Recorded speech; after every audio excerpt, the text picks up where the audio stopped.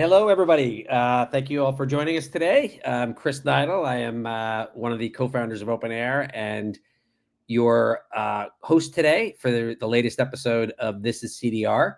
For those of you who might be new to This is CDR, this is a weekly, mostly weekly, every Tuesday discussion that we stream out that's been going on. I think we're up to maybe episode 115 or so that we've been doing for the last 3 years.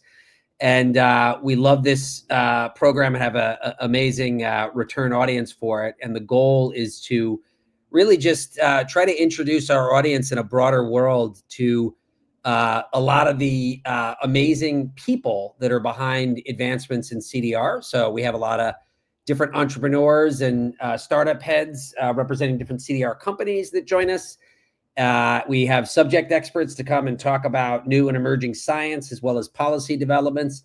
And sometimes we have thought leaders who have really a new idea about carbon removal writ large or some aspect of it that come and unpack their ideas.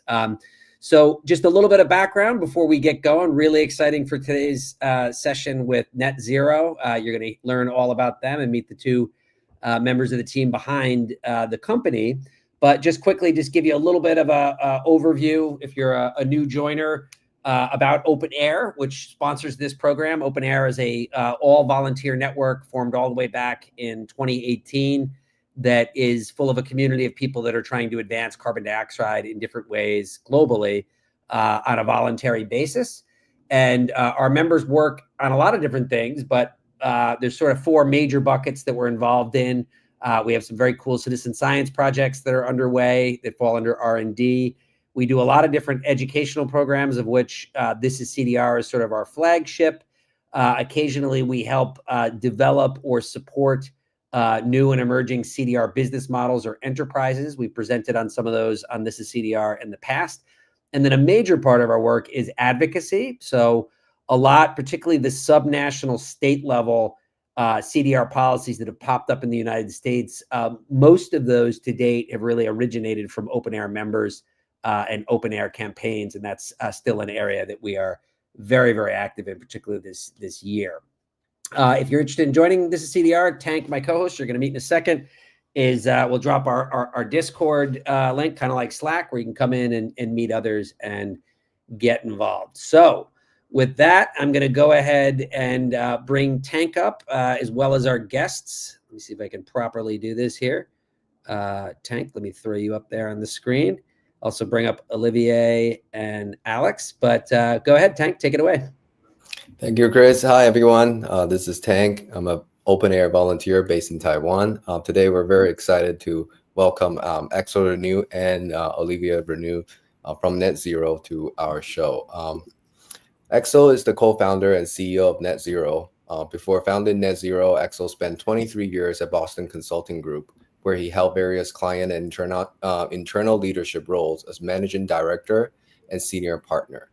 He holds a master's degree in engineering from ECP and an MBA from INSEE.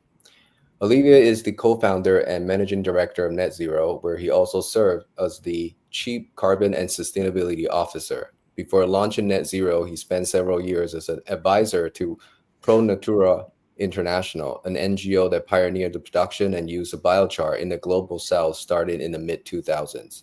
Olivia holds an MS in management from EM Lyon Business School and an MA in public affairs from the Lyon Institute of Political Studies. So welcome, Axel and Olivia.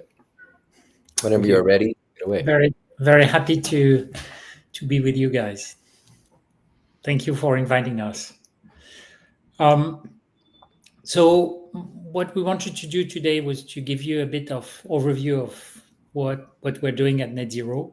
I think then the interesting part, or most interesting part, is probably the Q&A. So we'll try to keep short the first few slides. As a former consultant, I can't help preparing slides, so you'll get a few of those, but not too many. So I guess most everyone knows about biochar, but quick recap. Biochar, this is carbon that has been extracted from biomass and stabilized. It's basically stable over hundreds or thousands of years even more. I mean, the science is still working on it, but for a very, very long period of time. And 1 ton of biochar more or less stores in net between 1.5 and 2 tons of CO2 equivalent after accounting for all the LCA emissions. Can be higher in some cases, lower in others. And so that's really the core thing we'll be discussing today around CDR. Biochar is very interesting, and that's what got us super excited, because it has also lots of other co-benefits in terms of improving agriculture. We can see big variance of impact on yields, but in poor and acidic soils like the tropics where we operate, very, very often, most cases above 20% increase in yield, sometimes more than doubling. And so this is a reoccurring effect once you put biochar. So not only you store carbon, but you also improve soils and agriculture. You improve resilience, especially to stress of water. And it allows to reduce the usage of fertilizer, hence indirectly greenhouse gas emission reductions, especially through because of reduction of nitrogen-based greenhouse gas. The production of biochar is also very interesting, because not only does it consume energy, but it generates energy. And so as a co-product, we can produce heat or electricity that has lots of value, especially in rural areas. And last but not least, it creates local jobs in rural areas, industrial jobs, well-paying jobs. And this is also a very important co-benefit. So there's been this kind of magical product. On one side, you put it in the soil and it stays there. And on the other side, it helps improve and create lots of things with additional climate benefits around reduction of emissions, generally speaking, decomposition of biomass. I was mentioning about nitrogen, and also just avoiding basically burning of crop residues, which is a big problem in many countries and contributing to a lot of air pollution. So in a way, all of this had been known for decades. And biochar was sitting there with no model to scale. And so when we launched NetZero, we thought, okay, how do we make a scalable model for biochar? And we want to do that for climate and people. And so that's really what has been our kind of goal over a bit more than the last 4 years that the company exists. So what we do is we've tried to wrap this product in a business model that will have all the favorable components. So the very first thing, most obvious thing, is to say we will operate in the tropics, in the global south. Because in the tropics, that's where biochar as a soil amendment has the highest impact on yield. And it's also where crop residues are super abundant, and many of them have no valorization scheme. And so they just end up being landfilled or burnt. And so basically you have the input, that is widely available, gigatons of unused crop residues, and soils that benefit the most. And so although more challenging from an operational standpoint, working in the global south and in the tropical area has lots of advantages. Now, it's not only about location, it's also about the technology to produce the biochar. And so we developed a highly efficient production system, really tailored for the place and the type of business we want to do. So rural areas of the global south, so that means systems that needs to be very simple to install, very simple to operate and maintain, that can be controlled remotely. I mean, a number of characteristics that don't exist or exist at super high cost or price today. And at the core of the company, we put R&D to basically develop the system, not just the pyrolysis reactor, but the whole production system. And then the idea was to say, okay, we do that efficiently, but we also want to maximize the co-benefits. And so how do you do that? You do that through a circular model whereby the farmers who have the crop residues will be the ones benefiting from the biochar. And the biochar will, in majority, return to the fields of the farmers, hence creating value for them and turning the problem which is the residues, to a solution. And it's not just about, okay, here is biochar. It's about training and supporting the local farmers so that they know how to use it. Biochar is a new product for pretty much everyone. And then also leveraging, the excess energy that is produced for the local communities and can be used for drying, if you use heat, or for industrial processing of things that require heating in their process, or otherwise just electricity. And the last thing to have in mind to have a scalable model is how you go to market. And of course, there's something around, building and operating our own plants, and this is what we've been doing so far.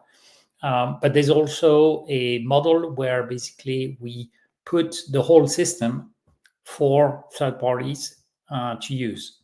So it's not just about selling hardware, it's selling a full solution that includes hardware, software, everything to run the plant, to certify the carbon credits, to manage the end-to-end supply chain, and of course all the services that go with commissioning, training, technical support, spare parts, and the likes. And we are convinced that this is a model that will help scale biochar by offering a simple to deploy and simple to use solution for people who are basically in the situation where they have biomass. They think they would need biochar, but the middle part is a big problem. So that's basically the main idea we had, almost 5 years ago, Olivier and myself, and maybe later we talk a bit about how we got to creating the company. And we've basically been very focused on making that happen through a series of iterations on technology and business model. So this is not theory. We have started. We have multiple plants running, and we started to replicate our model. So what we have today is 3 plants running, one in Cameroon, which was our MVP, and 2 in Brazil that have been running for La Ginia 2 years, Brejetuba 1 year. And we have 1 plant that is going to be finalized in the next few days, actually, also in Brazil, in São João de Manhuaçu, and 1 that is under construction and is going to be finished, hopefully August, maybe if it slips a bit, September. And a pretty big pipeline of future plants to be built, owned and franchised. So this is a reality. These are industrial scale plants running with very high utilization rate, and that basically demonstrate that indeed you can produce biochar under very good operating conditions, safety conditions, and economic conditions. And I think that was the key to then start to think about scaling, because first everyone wants to kind of touch the thing, see that it works, and then can be convinced, and then we can scale.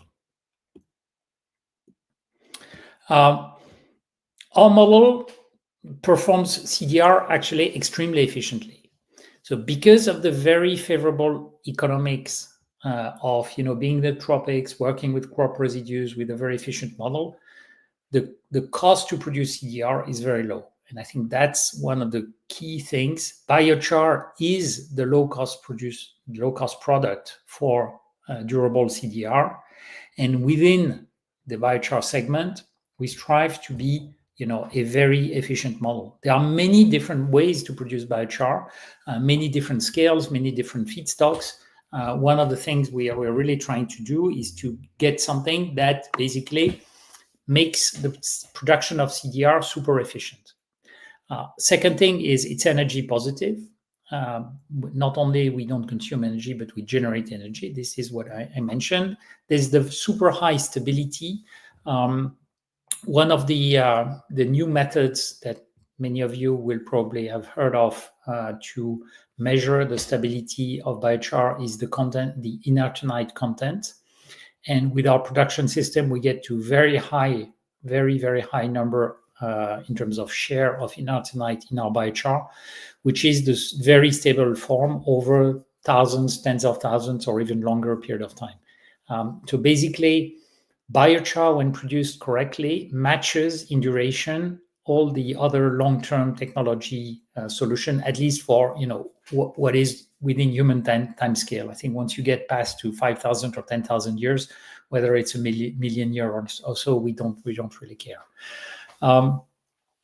It's also a product that has is very safe to handle and store. It's very stable, and we make sure that it's not going to be voluntarily or involuntarily being burnt. It's also a product that, because of the production technology, meets the most stringent thresholds, which is today the European, the EBC certificate for Feed Plus biochar. So I think one of the risks there is with biochar is to produce a biochar that is loaded with PCBs and the likes. And basically you're moving a long-term pollutants to the soil. And so this is very important. And that's, I think, what number of advantages of industrial biochar versus the artisanal one. And I'm happy that a lot of people produce artisanal biochar to be used in local agriculture. But I think there's a number of problems that are overlooked. One is methane emission, and the second one is pollutant in the biochar. Then our model is easy to deploy because systems is modular. Our new generation, I'll talk about it in a minute, is containerized and modular, and it's very automated, and it provides a full solution. So the kind of how do you make happen a production of biochar becomes a kind of one-stop shop, easy to implement. And it is very scalable. We estimate that only with residual biomass, we can go at least to 2 to 3 gigatons, probably higher. There are then additional levers that could bring that number much, much higher. And then the franchise model is, of course, a very strong way to accelerate growth. And there's a lot of co-benefits. I'm not going to repeat what we already said, but in net, this is a huge income increase for farmers and local communities. And that's also about the mission of NetZero. It's also, in a way, climate justice. The people who are impacted the most and who have the least means for adaptation are the people least responsible for climate change, basically Global South.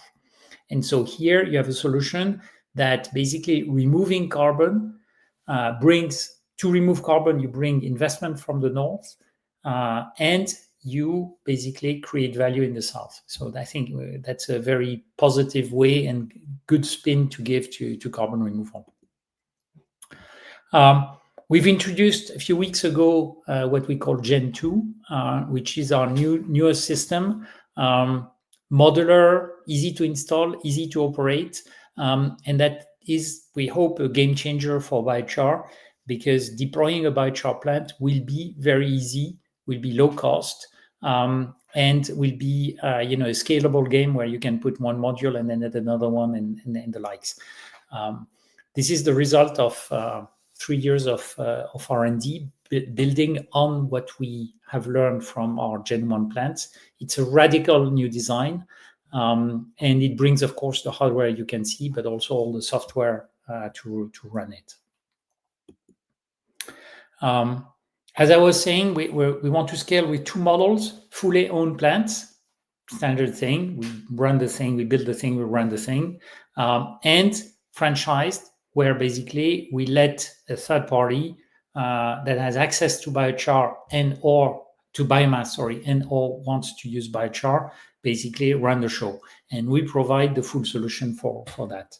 I think this is an innovative offer in the market, and will help a lot of people who are interested in entering the biochar market but don't have yet the kind of easy solution. And integration today is actually a lot of work. If you need to think, well, who's going to build my pyrolysis system and my dryer, and who's going to integrate everything, and who's going to do the MRV, and who's going to certify my carbon credits, and how am I going to sell the carbon credits, and about the maintenance and the likes. So we think that's the way to go, at least in this initial phase of the industry. So in synthesis, and then I will pause, we are trying to deliver the platform for gigaton scale. So at the bottom, the core things, focus on the crop residues in the tropics. That's probably the biggest decision maker making point for having a scalable model. Then the technology, Gen 2, having a system that is digital native. That is, it's not just about hardware, it's about a lot of data that is generated along the value chain of biochar.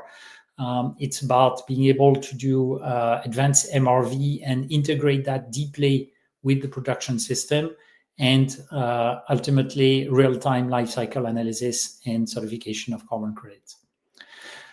We have an approach that is specific by crop. So we started on coffee, we're branching to sugarcane and rice, and we will gradually expand to other crops. The idea is to have systems that are very, very tailored by crop, not the production system per se, and actually the reactor in Gen 2 is kind of crop agnostic, but more the whole end-to-end value chain seen from the user of the biochar and the full value chain. And here, in terms of go-to-market, in terms of supply chain, in terms of biochar application and so on, there are some specificities by crop, and this is why we selected a few ones and not trying to chase everything at the same time. And then on the CDR side, we are trying to, have premium CDRs, of course, meeting the highest standards in terms of certification, production, ESG, generally speaking, ESG standards, but also maximizing co-benefits. And then the last brick on the thing is the franchise offer, which I've mentioned. So we think this paves the way for a model that becomes scalable and replicable. This is our mission. That's what we've been trying to do over the last 4 years, and really trying to now make this a reality, not only for us, but also for whoever has biomass and needs biochar. So I'll stop there, and then maybe we can take some questions. Unmute myself. Great. Well, thank you so much. Yes, there are definitely a lot of questions. I'm going to pull up Tank as well, who's going to be pulling in some questions that we have already coming in from the audience. For those of you, again, any kind of questions or sort of comments that you want to add to the discussion, please do just add them in the comments, and then Tank and I will be looking at that. We're just going to pull those into the conversation as we go. So yeah, a lot of great questions. That was excellent. It was so exciting to meet you guys a few weeks ago and to learn about your work. We have a great audience tuned in today from people all over the world, including all over the United States, including some really seasoned biochar veterans who we know in common. I'd like to start, as we always do with This is CDR, is to give, if you could give us a little bit of background on how you two personally got from your backgrounds that Tank introduced into biochar in Africa and Brazil. That would be great. Maybe Olivier, you want to tell a story so that I'm not the only one speaking. Sure. Yeah, so I think the short story is NetZero is a family story. So you may have noticed that Axel and I have the same last name. Axel is my father. And actually, it started one generation before Axel with my grandfather. My grandfather, Guy Reynaud, was one of the pioneers of biochar back in the mid-2000s, at a time where basically no one knew about biochar and cared about biochar. And he essentially pioneered the use of biochar outside of labs. Biochar was already studied by researchers at very small scale in lab universities, essentially. And he was one of the very first to try to bring this as a proper solution in the fields for farmers. He was doing this as an NGO. He was president of an NGO that was operating across the global south, and so he started, deploying biochar projects in Africa and Latin America. And so the sort of initial starting point is with the pioneering vision of my grandfather.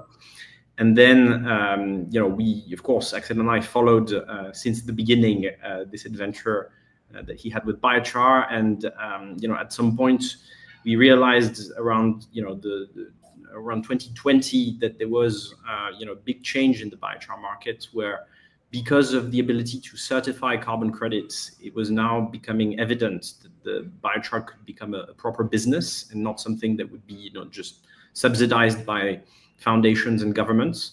And therefore that there was the opportunity to bring this at scale and to have at scale impact, on the climate side and also on the agriculture and therefore social part.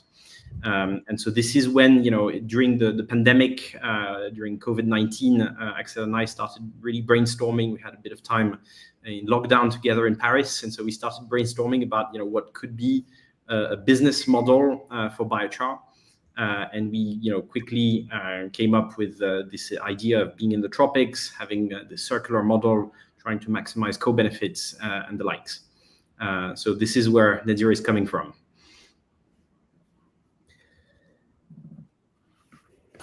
Sorry, I keep having muting issues there. Yeah, I love those kinds of stories. Again, just to sort of, and the COVID thing is so interesting. There's a real historic link, I think, between the emergence of CDR and COVID, that it put a lot of people in positions where they were kind of not doing their normal thing, and they were thinking, what can I do?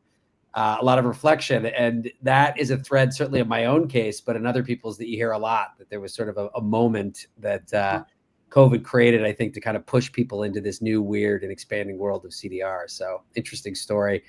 You brought up, obviously, in your presentation, but I wonder if we could even look at it in a little more color, is, Brazil is, there's a reason why you're in Brazil and West Africa. And for me, Brazil has all the markings of just the rationale for biochar is so strong. But I wonder from the inside, I understand, Olivier, you're based there. I am. Can you kind of paint a little bit of a picture of what the biochar ecosystem is sort of looking like in Brazil? And even more important, to what degree is it getting exposure, acceptance, and interest from policymakers, both at the state and national level? Is this kind of becoming a thing in Brazil, not just in terms of the ecosystem, but in terms of the way the government looks at solutions? Yeah.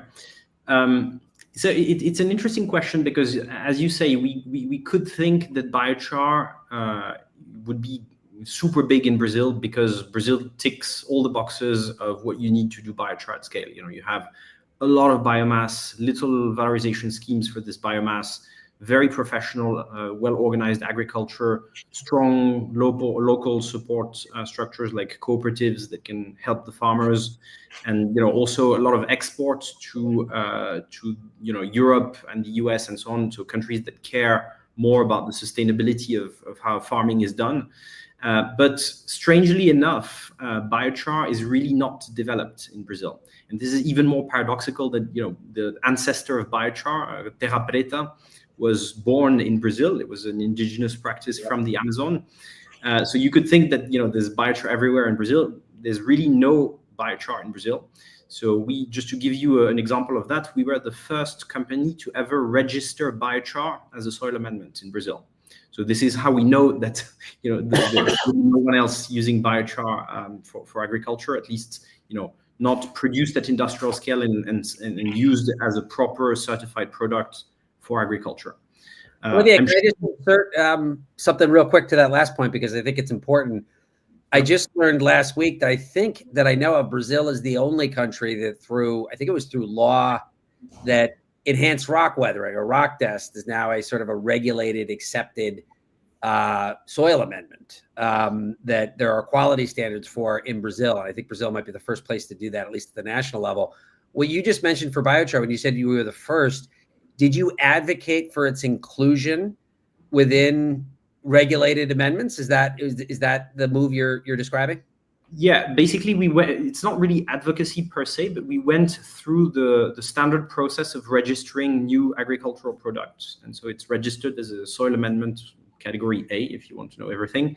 But essentially we had to have, the support from universities and, researchers that backed the science part to get it registered and to set what are the acceptable thresholds with all the contaminants and other things that you need to look at when you produce biochar.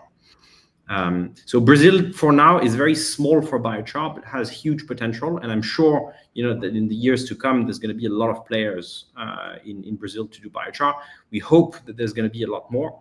But for now, we are, virtually the only ones along this scheme. Have you had? I think interestingly, we're also in Brazil because one of the co-founders is Brazilian. So we were 5 co-founders.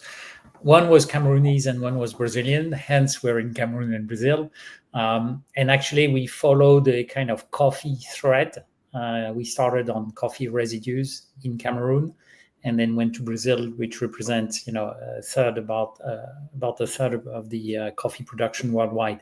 So there's a strategic reason, as always, because Brazil has all the characteristics that Olivier was mentioning, but there was also some kind of, random thing just because one of the co-founders was Brazilian.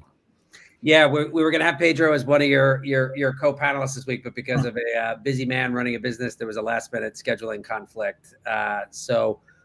Just kind of two questions, and then I want to get to the really excellent questions that are coming in from the audience. A lot of them very technical, which is great. We don't shy away from those here on This is CDR. But just on the political part, real quick, I mean, you have these facilities that are operating, that you have pictures of, that you have output from, that you're making impacts. Are you getting sort of politicians or people within government kind of coming to those sites, and you're seeing their sort of eyes open? I mean, are you, through your own work, able to sort of track the movement of the needle on sort of policy acceptance or policy interest in Brazil? Yeah, I think it's very much at local level. So we have, at municipal level and even state level, there's a lot of interest. We had, the visit of the governor of the state of Minas Gerais, which is the largest coffee producer state in Brazil.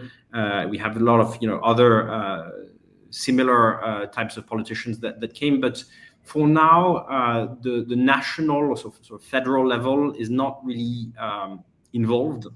We remain, relatively small, so it's not surprising. But I'm sure that this will come up at some point, especially because you could look at it as a very strategic solution for Brazil as well. They're trying to increase their crop production without having more deforestation, trying to reduce the fertilizer use and their carbon footprints. So biochar, is very strategic if you think in terms of overall country strategy, where you heavily rely on agriculture. So I'm sure this will come pretty soon. Yeah, we have not tried to, really involve, apart from technical departments of the Ministry of Agriculture for things like the registration of the biochar, we have not really been involving, the federal level. Brazil is a relatively decentralized state. I mean, it's a bit like the US, it's a state-by-state game. There's local legislation and so on. So we're very happy, and we've had lots of support from the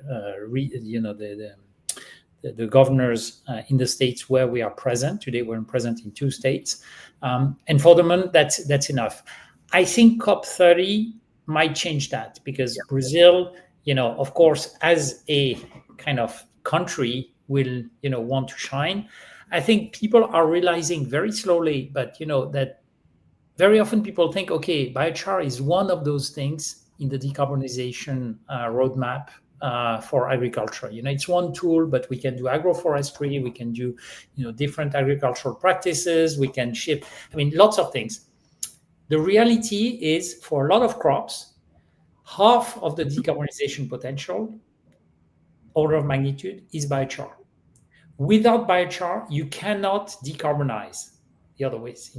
It's the most powerful lever by far to decarbonize tropical crops. And this is starting to get in some people's minds. So it moves from, okay, this is one thing in a long list, to, wow, this is the most powerful lever, and generate co-benefits and blah, blah, blah. So once people get that, I think the level of attention will increase. We start to see that with agri players. And in Brazil, they are very professional ones. But I think for, at the political level, and COP might be a good trigger for that. This is something that will happen.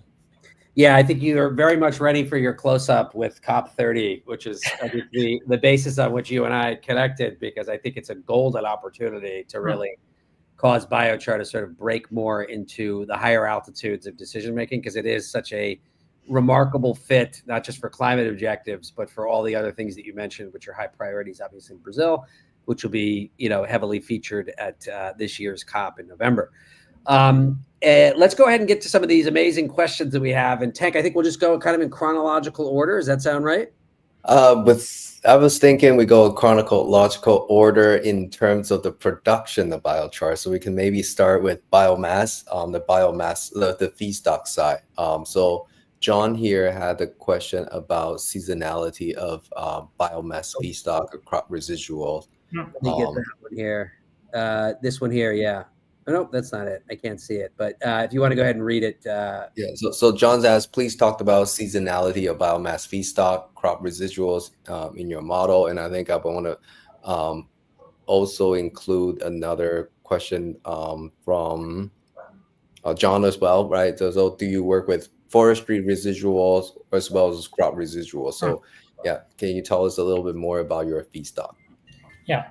So seasonality depends on the feedstock. So some is highly seasonal. Coffee is highly seasonal. So there's a harvest period and then the dehusking period. And then, you need to store basically, biomass to be able to process it over the year. So our plants, when I showed the little pictures, have huge storage areas. We put tents and we store the biomass here, and then it serves to store the biochar when we produce the biochar, and we need to manage seasonality like that. Other types of biomass don't have seasonality, like palm, like cocoa. If you think about cocoa shells, they are produced along the year. So here you don't need storage. Then things need complex storage or not. Bagasse, you can store it outside. Coffee husk, you want to store it, inside. So this is why a crop by crop approach is needed, because it's the whole supply chain. How you collect this biomass, how you store it, how you pre-process it, and so on. And so, seasonality is one of the issues, but there are many different issues, biomass by biomass. And then if we work with forestry residues, no. We focus on agricultural residues. We think we have a lot of reservations around wood because wood has lots of other usages. Wood is a premium biomass, and we'd rather go for the low-grade biomass. There are some cases where we might use forestry residues in kind of limit cases. There are cases where we would use wood, which is, for example, pruning from citrus tree or things like that. Wood when you, for example, take out the coffee trees to rejuvenate them, but we'd rather go for that rather than wood. Of course, our system can process wood because wood is way easier to process than crop residues. So we took the hard way. Absolutely. Great. Thank you. So this question since we're talking about feedstocks, this question from Toby talks more about your system, right? So can you give us some examples of how your systems need to be configured, right, to specific feedstocks? If you're talking about feedstock by feedstock, how do they differ, coffee residual versus other residues? So there's the whole upstream thing, which I was mentioning, around how you collect it, how you store it. And obviously, this is going to be very different. Then the core processing has basically two stages. There's a pre-processing where you need either to dry or to crush or to pelletize or you can do different types of pre-processing to basically bring the biomass to the right degree of granulometry and to the right dryness. And this is going to be completely specific to the biomass. Then the pyrolysis stage, our technology, our Gen 2 technology, is pretty much agnostic. So you can put pretty much what you want, and you just need to set the parameters in terms of time of residence and temperature. And then the back end is rather standard, because then you get biochar that either you put in bag or in silos, and then you ship it in bulk. But again, then the application is going to be specific depending on which crop you put it, and what application methods and tools you'll be using. So it's actually the part that is the most standard is the pyrolysis stage. Okay, thank you. Let's go with there was a question around the okay. So one to pyrolysis stage, right? So can you give us a sense of what is the capacity of one unit, seen in the model, where there's, I guess it would be more specifically probably the Gen 2, because that's what you have now. So Gen 2, capacity depends on biomass, but would be anywhere between 1.5 and 2 tons per hour of dry biomass input, more or less. Again, can vary. Per module, just to clarify. So we have a modular system where you can put several modules in parallel to increase capacity. Exactly. So this is the one module thing, and then you can put 2 modules, 5 modules, 20 modules if you want. There's a wide variation. That's one of the issues, is that depending on the type of biomass. And for example, you have choices sometimes. Do you want to pelletize and get a very high throughput, or you'd rather not pelletize and get a lower throughput? And so here there's a kind of balance, industrial balance, that you have to decide. So I think what we really learn about biochar is that it's not a one size fits all, and you really need to understand very well your biomass to fully optimize it end to end. And that's what we're doing, and that's why so far we've been just doing coffee. Now we're doing sugarcane, but it's not about, let's gather some random biomass, dump it, and hopefully we'll get some biochar. If you do so, you'll get very uneven biochar quality, and you'll get humongous production problems. And I think most of biochar producers suffer from a very low availability time of their system, or overall equipment efficiency even more, because it's very, very tricky to make it run like a Swiss clock. I think it's worth mentioning, maybe for the audience, we're talking about continuous process, because you also have a number of solutions with batch processes. So we're talking about continuous process, and it's that's why Axel is referring to uptime and availability, these kind of things. Great, thank you. We'll keep going with Trevor's question here. Trevor Richards asks, is the power production a standard process output of your model, or is it an added option? No, it's added. It's added, and to be completely clear, today we know we produce heat. We've piloted electricity generation. We have not implemented it for many reasons, but the biggest reason is we're in Brazil, and the price of electricity is actually quite low. And so the business case, and there's a lot of regulatory issues to kind of be able to inject electricity in the grid.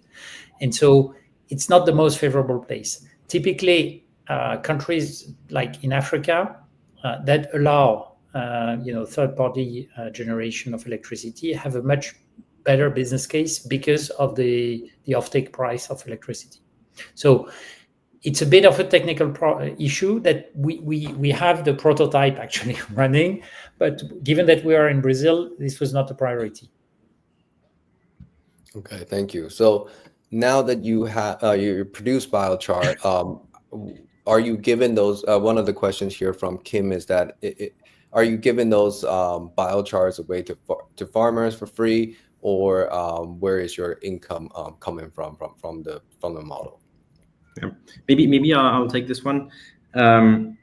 So if you look at the producers that are currently in the global south, biochar producers, I would say the vast majority they give away the biochar for free. And the main reason is the farmers have very low income to purchase biochar.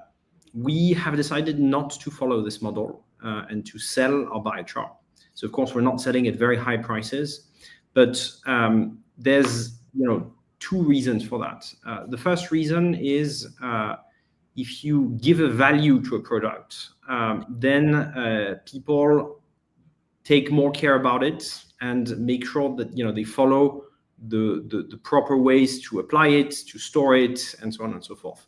If you're given something for free, it usually makes it not very valuable in their eyes, and so you end up having issues of either poor storage and application, or even worse, some change of uses. Instead of being used as a soil amendment, for example, you could repurpose it as charcoal.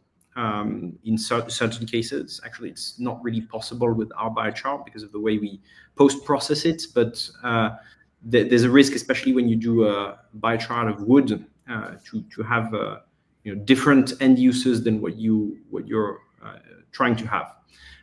So that's one thing, and the other thing is selling the biochar directly to the end users, which is what we do, helps a lot in increasing the traceability. And this is key, of course, when you want to get your credits certified, because you need to know exactly where you're shipping your biochar, who's using it, and so on and so forth. And so this selling approach of the product is, also very much because of the traceability along the supply chain that we need. Great, thank you. Tristan here has a question around, I guess, follow the traceability discussion. Are the co-benefits also tracked? Reductions in fertilizers, irrigation, or yield improvement, farmers' income, etc. Yeah. Do you want me to continue, Axel, or you want to take it? Go ahead. I'll take the next one. Okay. So yes, we're clearly tracking that. I think one of the core aspects of convincing farmers to using biochar is to prove that it works. And so proving that it works means two things. It means tracking continuously the results that you get with it. So having proper scientific trials, in the location where we sell the biochar, so that we know exactly, for this type of soil, this type of crops, what kind of effect we can expect. And then the other aspect is, farmers will only believe what they see. And so we want to make sure that beyond just gathering data from the scientific trials, we conduct these trials with the farmers. It's a mix of trials and demonstrations that we conduct in the farms with the farmers. And this is, in the end, how adoption works. So you start small, then you test during, from anywhere from a few months to a year or more sometimes. And then, once they've seen the results, once they've, harvested the coffee together with us, we weigh the thing together, and we do all the measurements together. Then the farmers see the real impact. And once, a small number of pilot farmers have been convinced, then it's a lot of spread of word as well. And so it propagates very, very quickly. And we're seeing, super big difference between the first few months when we started, doing these demos with farmers in Brazil. And now, we sometimes even skip the demo part. People just, want the product right away. Tank, I'm going to I think a good follow-up to that is Kathleen's question, actually, who we all know very well. Kathleen Draper, Biochar Global Superstar. Thanks for joining, Kathleen. I think you just kind of got to the first question there, but an interesting sort of impact is, what are you hearing back from your farmers right now in terms of how they see the value proposition once they've already deployed it? Is it reduce fertilizer, water management, increase yield? What's the sort of the killer app for biochar that your farmers are reporting back? So I said I would take it like this. You get a bit of it of both Renaults. Well, farmers are interested in two things, one of which we had not anticipated that much. So they like, of course, very much the yield story. And, this is the cornerstone, because for them, there's a kind of clear business case. I put biochar, it pays back immediately. And then, I basically going to get the benefits over multiple years. So I think that's very important. The second thing that we had not anticipated that much is around resilience, especially to droughts and heat waves. It happened by chance that we did a number of unwanted experiments around, resilience, because Brazil has been hit by a series of, longer than usual dry period, very strong heat waves. And some farmers, had just been using biochar, in newly planted plantation. I'm not only talking about coffee, I'm talking about corn, I'm talking about, a range of crops. And basically there was with biochar and without biochar. And they saw, basically the huge difference in terms of how the plant resisted, in the two configurations. And this is something that is really top of mind. I'm going to go back to coffee, but climate change, seen from Europe is okay. Maybe from time to time it's a bit warmer and actually can be nice for summer vacation and so on. Farmers in Brazil, they really feel the thing. They feel the thing because of droughts. They feel the thing about basically all coffee plantations needs to be moved to higher grounds because the coffee plantations that are in the lower part of the fields are actually not doing well because the temperature has risen, because the rainy season has moved and so on. So for farmers, resilience is actually a key selling thing. And we've had farmers, actually the farmer who owns the field behind my background told me, I'm putting biochar as an investment for my son and my grandsons. Because if I don't do it, I know I will not be able to continue to grow coffee. Yeah. So, and I think more shorter term, because this is the sort of long-term vision of how you continue producing coffee in decades. But shorter term, if you put yourself in the shoes of farmers, they have huge variations of production year on year. But we're talking about, you can cut in half your production if you have a heat wave that comes at the wrong time, and you have, all your seedlings that die, or your, newly planted trees that suffer from that and ends up producing much less. And so the value proposition for farmers to say, okay, we're going to reduce the variability year on year that you have so that you have a more stable revenue is, in a way as powerful as saying we increase your yields. And on the yield increase part, I don't know if we shared the numbers before, but we're seeing very, very significant yield increase on coffee, which is a tree. So we could expect slightly lower increases, but we're consistently above 20% yield increase, and sometimes much more, depending on type of crop, type of soil. What we haven't seen, just to complete the question of Kathleen, there's not that much a willingness to reduce the usage of fertilizers. So farmers are in a kind of yield maximization impact, because you could say, okay, they maintain the yield and they reduce usage of fertilizer. So of course we could say, okay, this is bad because all the greenhouse gas emissions linked to fertilizer are still there. Per unit or per kilogram of coffee produced, it gets lower because of the higher yield. So over the long run, maybe some farmers, very much into value add, organic, decarbonized coffee and so on, might move to lower usage of fertilizers. Today, to be very clear, it's more a yield maximization issue. But it's very important because, again, you see the hills behind me. Some of those hills, the highest ones, have protected forests, that the farmers can't cut. And those forests will be protected if farmers can find a way of living with a reduced amount of land to produce the coffee, because the lower part is becoming, you cannot grow it. So basically they need to go to a higher altitude. So, increasing the yield is per se a very good thing for climate. Agreed. So what phenomenal questions we're having. We probably have time for about 2 more of them. Unfortunately, there's a zillion of them here that we could ask. But Tank, what should we pick up next?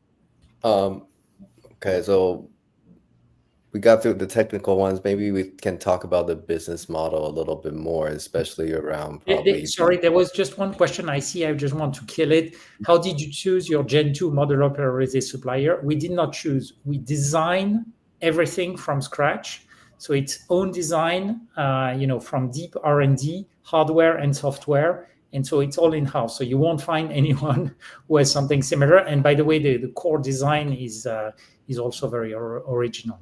It's patented, I presume. Then your patent pending. Is that this is really unique IP? Is that right? Yeah. And so there's a patent on some of the stuff. Some other stuff we just keep it to ourselves. Gotcha. Well, since you're on that note, I would like to go to Melissa's questions then about maintaining and repairing these parts for your partners. What is the sort of the plan or the thinking for that going forward? Too many breakable parts that require foreign manufacturers to repair. I think this is indeed, I mean, especially for projects in the global south, but this is applicable in a way for any biochar producer that is sourcing from a third party the production equipment. If the production equipment is very complex to operate and maintain, you need to send the engineers from the manufacturer to do some of the maintenance or some of the repairs or whatever. So this is precisely what we want to avoid.